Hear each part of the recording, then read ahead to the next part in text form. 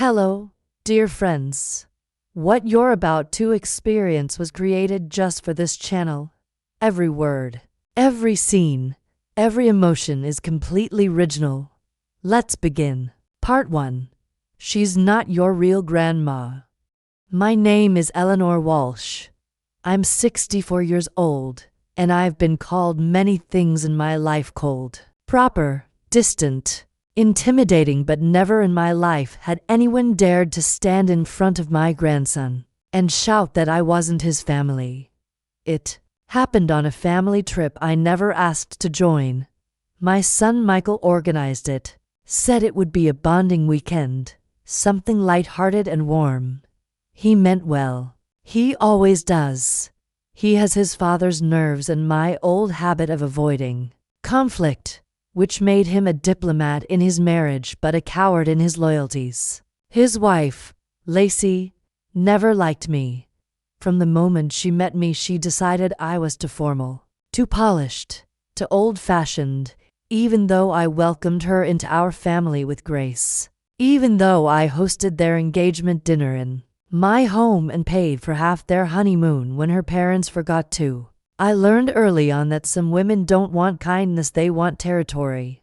So I stayed in my lane. I brought gifts for the boys, never stayed too long, never commented on the state of their house or the tone of her voice.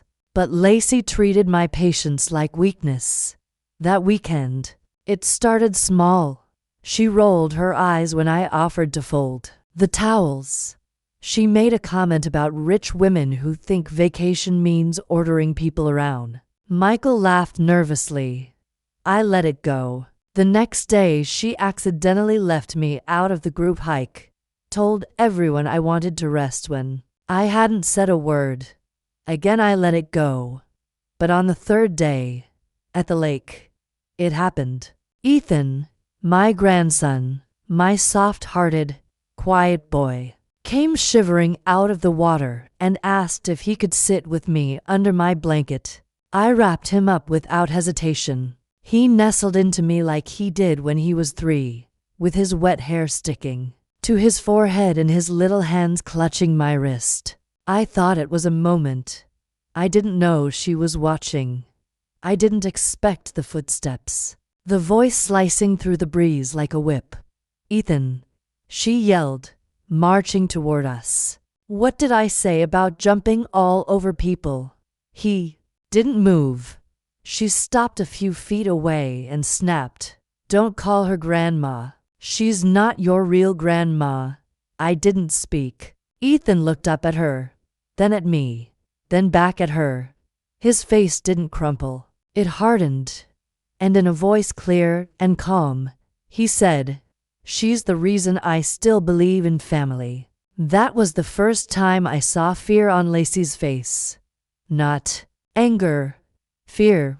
She realized she wasn't the only one with influence anymore. Michael said nothing, just sat down slowly like the air had been knocked out of him. Later that night, I heard her sobbing in the bedroom.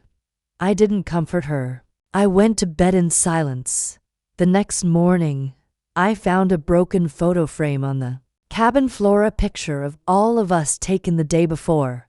Her face had cracked clean in half. Later that evening, the cabin was quiet. Too quiet. Lacey didn't speak to anyone during dinner. She stirred her fork around her plate like it was someone else's food, then left the table early, mumbling something about a headache. Michael stayed behind. He looked tired, but not surprised. And when Ethan came over to sit beside me on the sofa, curling his legs under him and resting his head on my shoulder, I saw the look in my son's eyes, the guilt of a man who had let too many things slide. I didn't say anything to him. I just placed a hand gently over Ethan's and continued reading aloud from the book we'd started that morning. The next day, I took an early walk down to the dock. The air was cool, the lake still, as if it, too, was holding its breath. I needed that silence to think, not just about what Lacey said, but about what it really meant. I raised Michael without help. His father died when he was still in grade school. Everything I built, my gallery, my business, our house, I did it with a child asleep in the next room. I carried that boy through 2 recessions and 3 lawsuits. And when I finally had enough to slow down, I thought I'd earned peace, family, holidays with laughter, birthdays where people stayed for cake. But instead I got accused of being an intruder in the life I helped build. She's not your real grandma.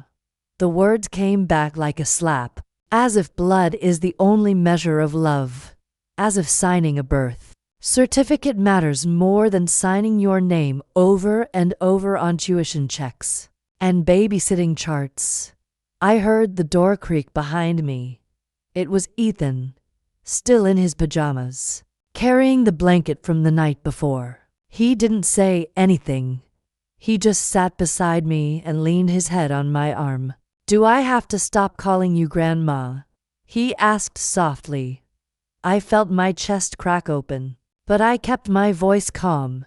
"That's up to you, sweetheart." He looked up at me, eyes wide. "Well, I'm not stopping. I don't care what she said." I didn't cry. I didn't even blink. I just kissed the top of his head and let the warmth of his loyalty settle into my bones. But inside, something else was forming. A line, a decision. For years, I'd tiptoed around that woman, softened myself, minimized who I was to keep the peace for Michael and the boys. But now, no. She crossed a line in front of my grandson. She made me small in front of him, and he didn't let her, which meant neither would I. The rest of the day moved like fog. Slow, quiet, uneasy. Lacey barely came out of the bedroom. When she did, her eyes were red but her mouth was sealed tight. Michael tried to bridge the silence with small talk, asking about dinner plans, the weather, pretending like the air in the cabin wasn't thick with something rotten. But even Ethan noticed. He clung to me more than usual, asked if we could bake something together that night. I said yes, of course. We made oatmeal cookies from a box mix, hardly gourmet, but he grinned like it was the best thing he'd ever tasted. When they came out of the oven, he carried the tray to the living room and asked loudly, "Can Grandma have the first one?" Lacey didn't answer. She didn't even look up from her phone, but I saw the twitch in her jaw, the way her hands curled into fists at her sides. She hated that word coming from his mouth, and hated even more that I hadn't begged for it. I hadn't defended myself or argued. I didn't need to. The boy had done it for me. That night, after everyone had gone to bed, I sat alone in the kitchen sipping tea. My pearl earrings were still in, my hair still neatly pinned. I sat in silence, as I had so many nights before, thinking of all the things I never said. The door creaked. I expected Ethan, but it was Michael. He stood there awkwardly, holding a folded towel, like it gave him a reason to be there. "Mom," he said quietly, "I'm sorry. I didn't speak." He sat across from me. "She shouldn't have said that. You've done more for Ethan than." He trailed off, shaking his head. "It's not about DNA. It's never been." I watched him closely. His shoulders slumped in that familiar way, like he was still that boy at my gallery's front desk, overwhelmed by the register but too proud to admit it. "She's threatened by how much he loves you," he admitted. "But you've earned that love. You didn't buy it. You didn't force it. You showed up, and I didn't always make it easy for you too." I stirred my tea slowly, then said, "You didn't make it hard either. You just stopped choosing." He looked up. "Choosing between peace and what's right," I said simply. "You started choosing peace." He opened his mouth, then closed it again. "I don't want Ethan to grow up confused," he said finally. or ashamed for loving you? I nodded once. Then don't let him see you shrink in front of her. Or me. He looked like he might cry, but didn't. He stood slowly and left the towel on the counter. Good night, Mom. Good night, Michael. And when the door clicked shut, I sat there, eyes wide open in the dark, no longer shrinking either, because I wasn't going to let her rewrite who I was to my grandson. Not anymore. The next morning, the sky was still pale when I woke. I could hear birds outside the cabin window, the lake gently stirring in the distance. For the first time in days, I didn't feel the weight of pretending.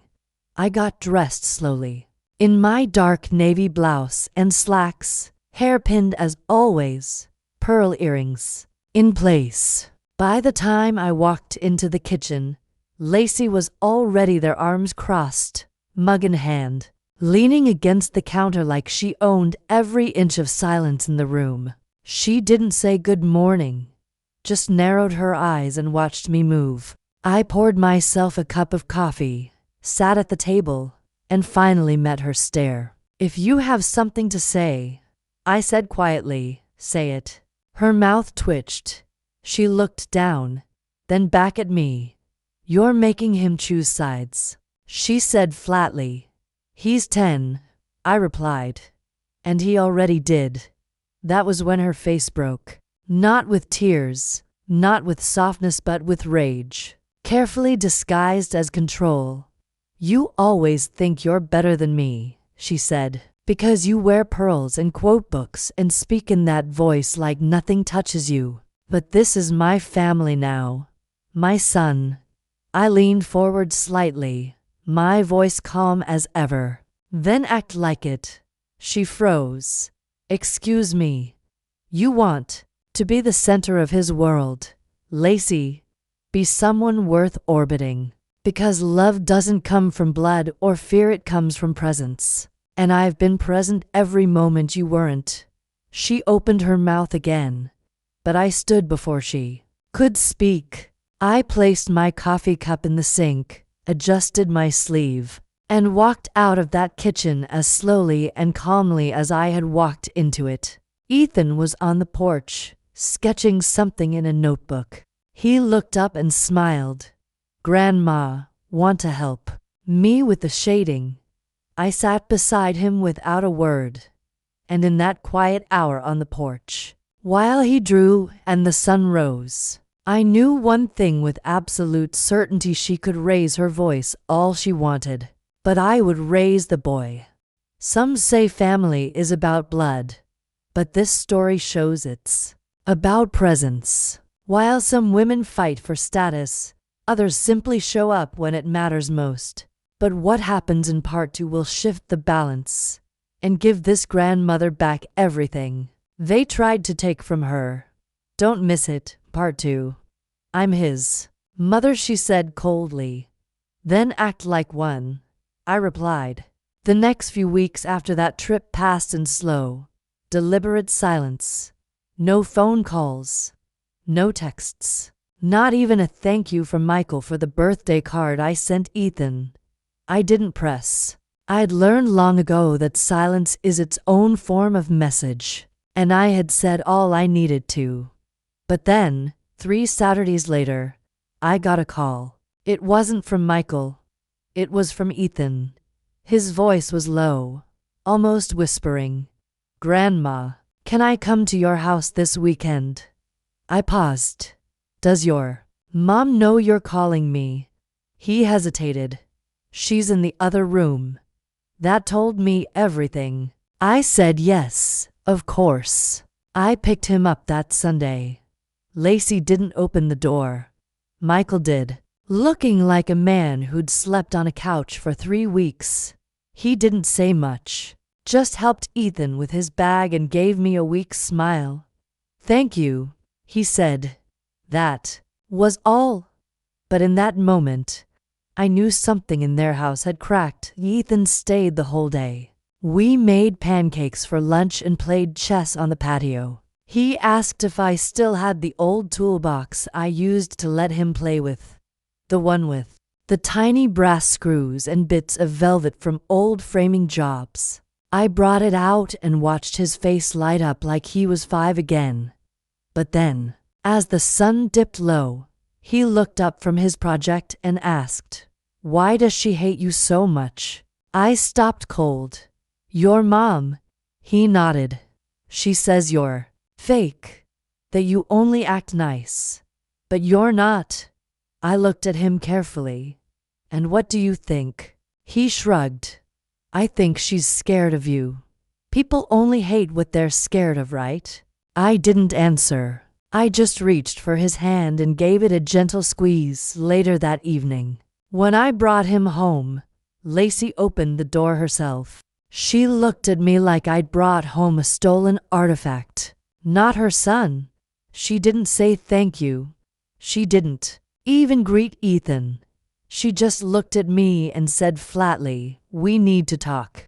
I told Ethan to go wash up and stepped just inside the threshold. She crossed her arms and took a slow breath.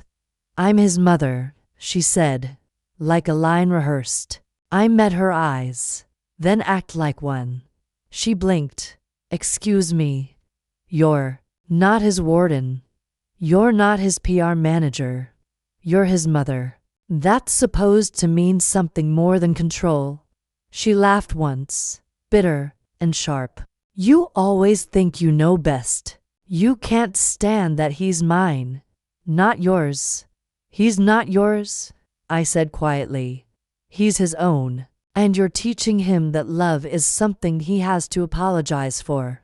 Her mouth dropped open, but nothing came out. I didn't wait for permission to leave. I stepped back out into the cold air and closed the door behind me. That night, I lay awake staring at the ceiling, wondering how many years I had left to fight this quiet war. But in the dark, I remembered Ethan's voice, his hand on mine, his question, "Why does she hate you so much?" And I thought, maybe it wasn't hate. Maybe it was the fear of being seen next to something solid when everything you've built is made of paper. And paper tears easy. The next few days passed without a word from Michael or Lacey. But on Wednesday evening, I received a message from an unknown number. Just 2 words. "School pickup." I knew who it was. I replied with the time and place, and nothing more. When I pulled up to the school lot, Ethan came running with his backpack half-zipped and his sketchbook in one hand. He didn't ask why I was there. He just climbed into the passenger seat like it was the most natural thing in the world. As we drove, he talked about the art teacher who liked his shading and how a classmate tried to copy his volcano diagram. He was glowing, not because of anything I'd done, but because someone let him breathe. Back at my house, he helped me set the table for dinner. I'd made pot roast the old-fashioned way, with extra carrots and tiny potatoes he always liked to dig out first. We ate in peace. No screams. No shouting from another room. No tension crawling along the floor like smoke. After dinner, I went to check emails in the study, and he wandered the hallway. A few minutes later I heard his voice. "Grandma, who's this?" I walked out and found him holding a photo frame from the hall shelf. It was a picture of Michael, no older than 7, sitting on my lap at an art exhibit, both of us smiling. I had forgotten that photo was even there. "That's your dad," I said softly. That was opening night of my second gallery. He stayed with me in the studio for 3 days while I prepared. Ethan stared at the photo. "He looks happy." He was. He didn't say anything for a while. Then he asked, "Did he ever get in trouble for loving you too much?" I felt something twist inside my chest. "No," I said. "He didn't." He looked relieved, as if that confirmed something he'd been afraid to believe. Round 8 p.m., the doorbell rang. I didn't need to look. I knew it was her. I opened the door to find Lacey standing on my porch, arms crossed, face already storming. "You went behind my back," she said. "No," I replied calmly. "Your son asked me to pick him up. I honored that. You always act like you're above the rules." "I don't pretend," I said. "I just don't play by rules that were never fair." She stepped forward.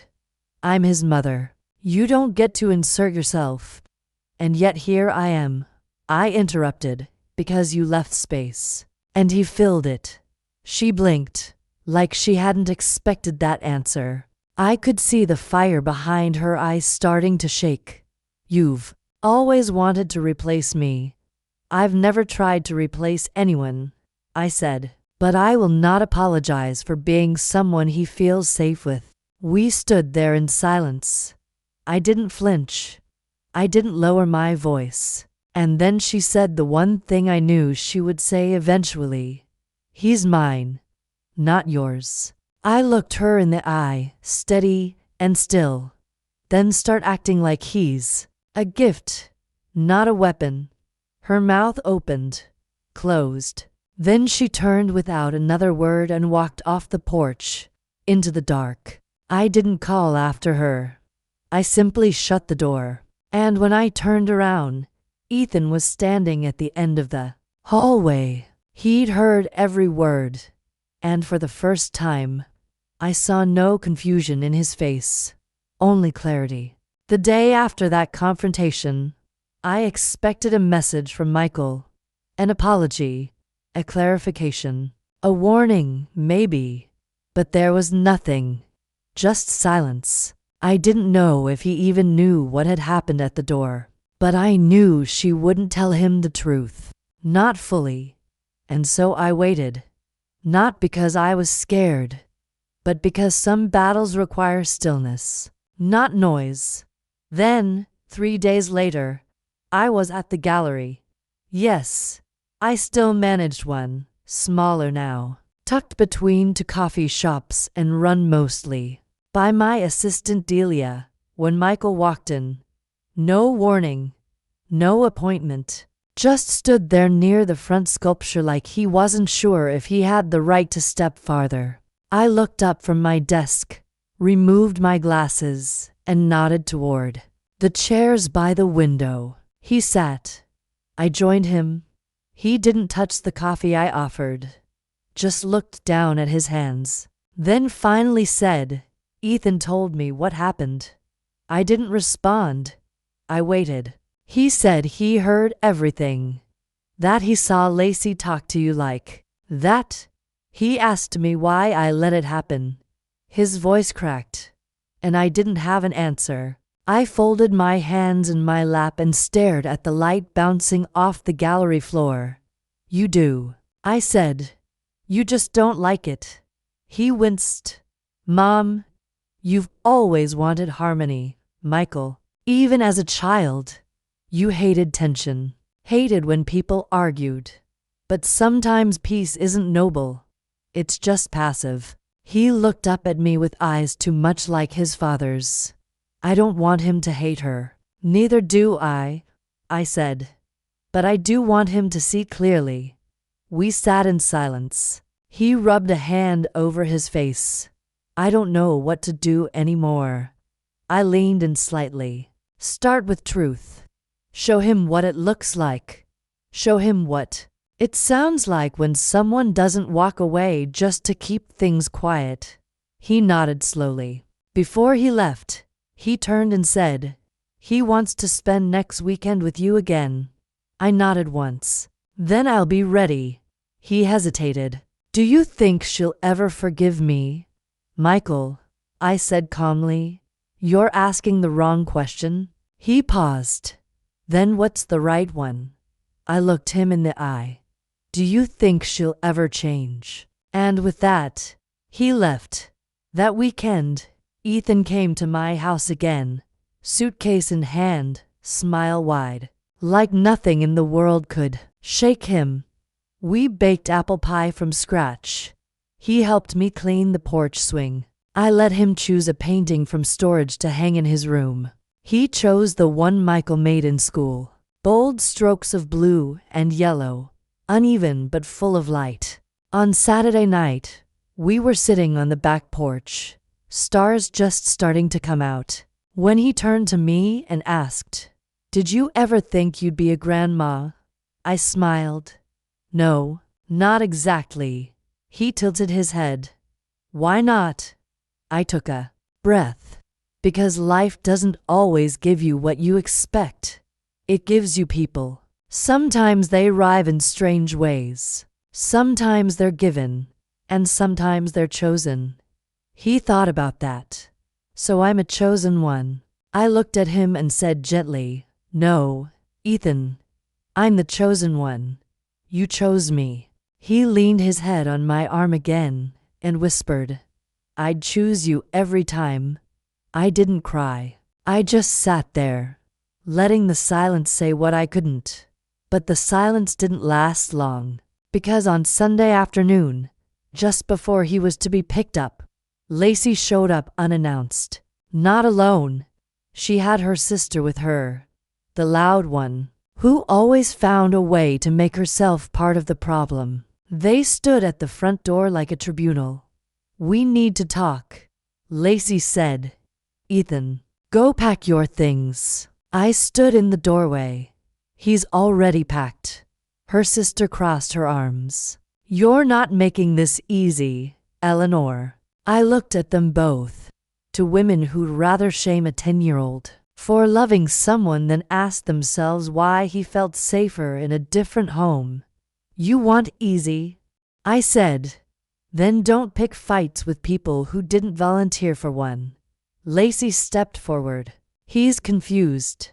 You're making it worse." I met her gaze. "He's not confused. He's just not afraid to love freely. You should try it sometime." She opened her mouth to fire back, but that's when Ethan appeared beside me, holding his backpack, calm as ever. "I'm ready," he said. Lacey took his hand without looking at me. But before they stepped off the porch, Ethan turned around, looked me straight in the eye, and said, "I'll see you next weekend, Grandma." And then he added, "Same time." I smiled. Same time. They left, but I stayed on that porch, heartful, not because I'd won anything, but because I hadn't surrendered, and in the quiet echo of a child's voice choosing to come back, I knew I didn't need to fight for a title. I already had the truth.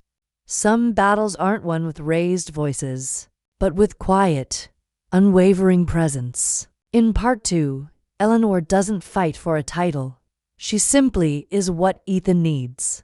But as Lacey's grip begins to slip, her next move may not be so predictable. What happens when control starts to crack and love speaks louder than fear?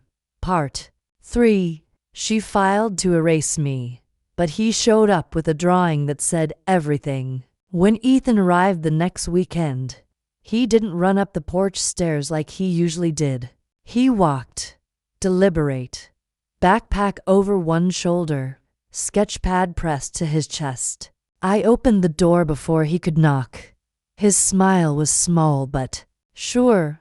"Hi, Grandma," he said, and the way he said it, like it was the most natural word in the world, made something tighten in my chest.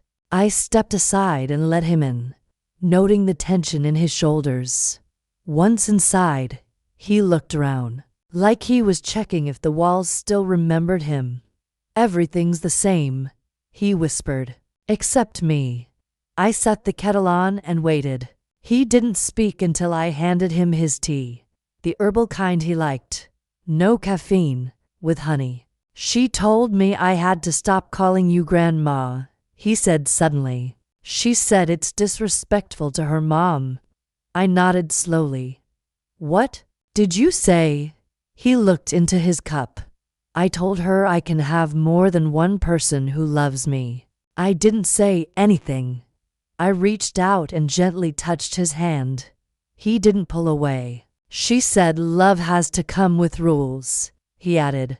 That it's not real if people just do whatever they want. He looked up at me, eyes wide. Is that true? I took a deep breath. Real love doesn't need control. It doesn't have to punish you to prove it's serious. And it never, ever, needs to make you choose. He blinked. I could almost see the understanding settle into his bones. We spent the rest of the day rearranging his small guest room. He brought photos this time, ones he'd hidden between sketchbook pages. One of me and him at the park. One of him in front of a painting he'd made that Lacey said was too messy to hang. I put it on the hallway wall.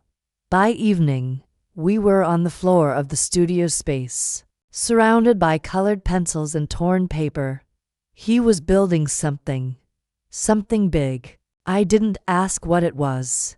I just let him create. At one point, he paused and said, "Dad told me you used to draw in the attic with him when he was my age."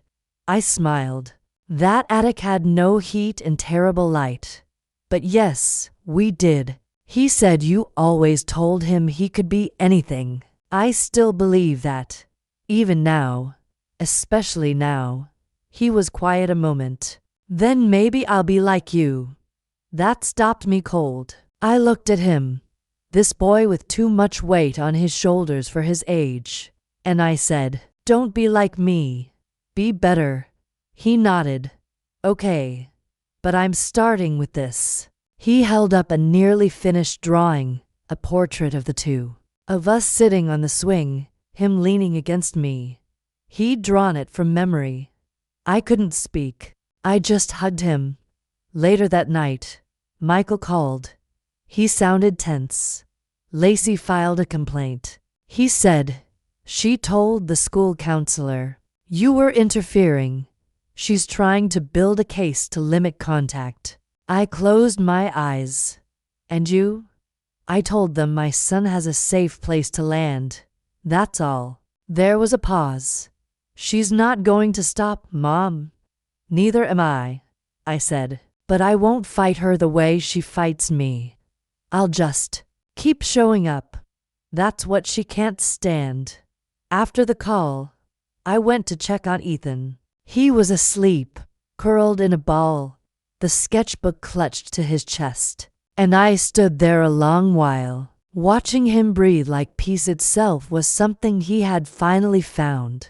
The next morning started quiet, but I knew that calm wouldn't last. Sure enough, around 9:15 a.m., a black SUV pulled up outside. Lacey didn't come to the door. She sat in the driver's seat, texting. I glanced at my phone and saw her message. "Send him out. I'm not doing the porch drama again." I didn't reply. Instead, I turned to Ethan, who was finishing breakfast, and said gently, "Your mom's here." He didn't look up. "Can I finish my drawing first?" I nodded, then walked to the kitchen window and watched as Lacey got out of the car and paced. She hated being ignored more than she hated being wrong. After 10 minutes, Ethan slipped his picture into his folder, zipped up his backpack, and walked to the door. "Can you come with me?" he asked. I did. We walked together to the curb. Lacey's eyes locked onto me the moment we stepped outside. "Took you long enough," she muttered. Ethan didn't flinch. He walked right past her, opened the car door, and turned back toward me. "Thanks for letting me be a person," he said, loud enough for Lacey to hear. Then he got in, shut the door, and didn't look back. Lacey stared at me. "Whatever game you're playing, it won't work." "It's not a game," I said, calm as stone. "It's his life." She scoffed, got in the car, and peeled away from the curb like the asphalt had offended her. That evening, I received a call from Ethan's school counselor. She spoke softly but clearly. "Ms. Winslow, I've been asked to observe Ethan this week, but I wanted you to know. I saw him today. He seems more grounded than I've ever seen him." I didn't respond. I just listened. "Whatever stability he's getting," the counselor added, "it's showing. Just keep being whatever you're being." I thanked her, then sat in my studio and stared at a blank canvas for a long time. I hadn't painted in months, but something had shifted. Something was waking up. Not rage, not grief, purpose. I got up, pulled out my brushes, and began again. And the first stroke I laid down wasn't for me. It was for him. 3 days later, Michael showed up unannounced. I found him standing in my backyard, near the garden bench his father had built. He looked tired, older than he should have at 41. "She's furious," he said before I even asked. "Ethan won't stop talking about you, about what you told him, about what he's allowed to feel." I waited. I'd learned long ago that silence pulls the truth out faster than pressure. "She thinks you're poisoning him against her," he added. "But the truth is, she just doesn't know how to compete with someone who loves him without conditions." He sat on the bench, head in hands. "I don't know what to do, Mom. I'm caught in the middle again." I sat beside him, our shoulders barely touching. "Then maybe stop being in the middle," I said. "Maybe it's time to choose being a father over being a peacekeeper." He didn't look at me. "She threatened to take him out of state." That made my stomach drop, but I kept my voice steady. "You have rights. He has a say, too, even at his age, especially with what's on record." He turned to me, finally, eyes filled with something between guilt and desperation. Why didn't I fight harder for him sooner? I shook my head. "You did what you knew. Now you know better. So do better." He left without hugging me. But that night, Ethan called. "Dad told me I can come next weekend. And he said he'd tell Mom she can't stop it anymore." I smiled into the receiver. "Good." He paused. "Grandma, if something happens, and I can't come one day, will you still think of me?" My throat tightened. "You are with me even when you're not here." Silence. Then, "Okay." I just needed to know. The next few days passed like a slow, heavy fog. I prepared his room again, rearranged the paints and brushes in the studio. I even baked the cookies he liked, even though he never ate more than one. I knew things were building. Something was coming. I could feel it. And it arrived on Thursday afternoon, in a crisp white envelope slid under my door. No postage, just my name. Inside, a single sheet of legal paper. Custody modification request. Lacey was trying to file for full custody, and in her claim, she listed me as a negative influence. I read it twice, then calmly folded it, placed it in a drawer, and made myself tea. There would be more of this. She'd escalate, but I'd stop flinching.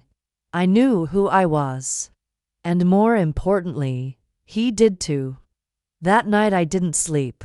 I lay in bed watching the shadows stretch across the ceiling, listening to the wind knock gently at the window like it, too, had something to say. Around 4 a.m., I rose, slipped into my robe, and walked barefoot to the kitchen. I didn't turn on any lights. I just stood there, still, feeling every inch of my house, my space, the one place no one could twist against me. By sunrise, I was sitting at my desk with the custody petition spread out in front of me and my laptop open beside it. I didn't need a lawyer to tell me what this meant. Lacey wasn't just trying to push me away. She wanted to erase me entirely. She wanted her son and everyone around him to believe that family was only what she allowed. But she had no idea how deeply my roots ran. I pulled out my planner, made a list of people to call: former teachers, pediatricians, the librarian who'd helped Ethan with his first summer reading log, every person who'd ever seen me show up when his mother didn't. And then I called Michael. "I need a statement from you," I said. "And you know exactly what to say." He didn't argue. He just asked when I needed it. By Monday, I hung up and stared at the list. I wasn't angry. I wasn't scared. I was ready. Ready to remind them that love doesn't fold when threatened. It sharpens. Sunday evening, as I was organizing photos for the affidavit, my doorbell rang. I opened it to find Ethan on the porch, suitcase in one hand, a folded drawing in the other. "Mom says this is the last time," he said. "She said I won't be back for a while." My stomach turned, but I stepped aside. "Come in, sweetheart." He handed me the paper. It was a picture of the two of us sitting under the big tree in my backyard, the one his grandfather planted before he was born. In the drawing, we were holding hands. "I told her I'd be back anyway," he whispered. "No matter what she says." I folded the paper carefully and held it to my chest. That night, he slept with his arms around my old teddy bear, the one I'd kept all these years for no real reason. Until now. And I sat by the window, watching the stars blink open one by one, knowing this wasn't the end of the fight, but it was the beginning of me refusing to disappear. Some women raise their voices. Others raise generations. In part 3, Eleanor didn't scream, didn't beg, she prepared. Because when someone tries to erase your place in the family, you don't vanish. You document. You defend. You stay. But the storm is only getting stronger. And in part 4, the past will rise, louder, sharper, and more personal than ever. "Stay with us." Part 4. She told the court I was dangerous, but he walked in holding my picture. The court date came faster than expected. It was a Wednesday morning, cold, gray. The kind of sky that made everything feel like it was waiting to break. I wore navy again. The same blouse I wore when I opened my third gallery. Deliberate. Solid. Lacey arrived flanked by her sister and an attorney who looked far too smug for someone representing a mother who had to lie to look like one. Michael sat on the bench across from me, silent, hands folded, jaw tight. He didn't meet my eyes, but he didn't look at her either. I didn't need his loyalty in words. I needed it in presence, and he gave me that. The judge looked through the paperwork, glancing from name to name like this was just another file. When she finally spoke, her voice was clear but clipped. "This hearing is to review the request for custody modification filed by Ms. Lacey Harmon, with noted concerns regarding the child's contact with Eleanor Walsh." My name echoed in the room like it didn't belong to me. Lacey spoke first. She claimed I was overstepping, that I undermined her role as a mother, that I encouraged disobedience and emotional separation. She used words like interference, manipulation, inappropriate influence. I didn't flinch. I'd heard worse in silence over the years. And the difference now, I had witnesses, the school counselor, a neighbor, to former teachers. Each of them submitted quiet statements that said the same thing. I showed up, not to replace anyone, not to compete, but to care when others didn't. When it was my turn to speak, I stood without papers, no notes, just truth. "Your Honor, I never asked to be a grandmother. But I became one the moment that boy reached for my hand and called me his. And I have never, in all my years with him, tried to take anything from anyone, only to give time, stability, presence." He is loved in my home. That's all. And I won't apologize for it. Lacey rolled her eyes, whispered something to her attorney, but the judge looked directly at me. You didn't submit a counter request, she said. No. I'm not fighting for custody. I'm fighting not to be erased. A long silence followed. The judge reviewed the papers again, then asked, Is the child present? Michael stood. Yes, he's in the hall. She allowed him to speak. When Ethan entered the courtroom, he didn't look confused or scared. He walked in holding a drawing in his hand, the same one he'd given me. Without being asked, he handed it to the judge. This is my real family, he said. She's in it. Lacey's face paled. Her lawyer shifted. The judge studied the paper. It wasn't legal. It wasn't formal. But it was clear. The hearing didn't end with a dramatic gavel slam. No yelling. No accusations. Just a cold, procedural tone as the judge said, Request denied. Custody remains unchanged. Continued contact with Ms. Walsh is not considered harmful by this court. And just like that, it was done. But not over. Outside the courthouse, Lacey confronted me one last time. You think you've won, she hissed. No, I said. I didn't win. He just chose what was true. She turned, furious, and walked away. Michael followed after Ethan, and, for a brief moment, I stood alone on the steps. But I didn't feel alone. I felt rooted. The storm had passed, and I was still standing. Lacey didn't disappear after the ruling, though part of me hoped she would drift away quietly the way storm clouds scatter after the thunder. Instead, she simmered.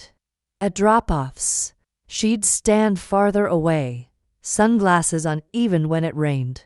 Lips pursed like she was waiting for a moment to strike again. But Ethan never looked back at her the same way. He'd run into my arms with the kind of joy that can't be coached, pure and certain. He started calling more often. Not just after school, but at night, before bed. Whispering little updates about his drawings or books or what he'd cooked with Michael. Michael, for his part, began stopping by without appointments. He said it was for Ethan, but I saw it in the way he lingered in the foyer, eyes tracing the photographs on my mantel, like he was trying to remember the version of himself who once laughed in this house. One evening he stayed for tea, another for dinner. Eventually he admitted what I'd known for years. That Lacey's anger wasn't new, just louder now. He looked exhausted, torn, but more than that, ashamed. I should have said something earlier, he told me one night, the silence between us thick as stew. I let her decide who you were to him. I let her decide too much. I didn't absolve him. I just poured more tea and said, then stop letting her.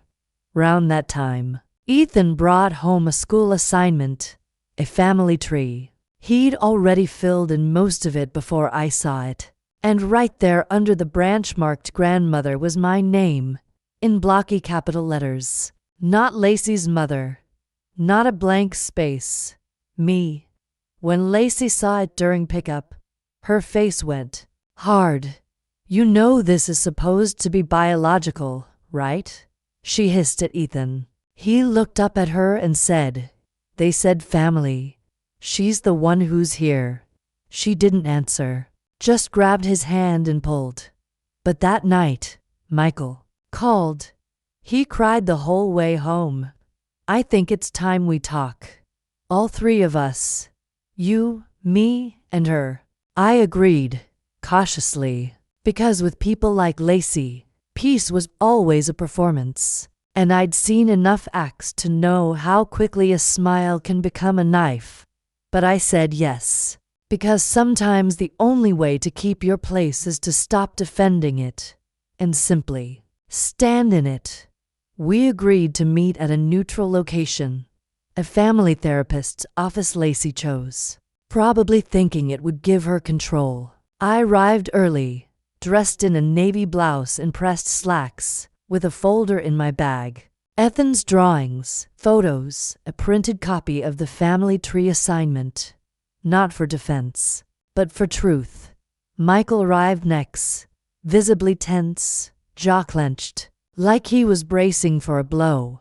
Then Lacey walked in heels to high for the soft carpet, wearing a smile that never reached her eyes. "Glad we're finally having this little intervention," she said, like we were at brunch. The therapist asked us to sit, to speak one at a time. Lacey went first, of course. She spun her web with practiced ease. How I was confusing Ethan. How my constant presence was undermining their parenting. How I never respected boundaries. Her voice was sweet, almost trembling with concern. And if I didn't know her, I might have believed it. Then Michael spoke. His words were careful, halting at first. But as he continued, they sharpened. "You asked for boundaries, Lacey," he said. "But what you really wanted was isolation. You wanted to erase her because you didn't want to share love. Only control?" The therapist nodded, scribbling something, but Lacey turned to him, eyes wide with betrayal.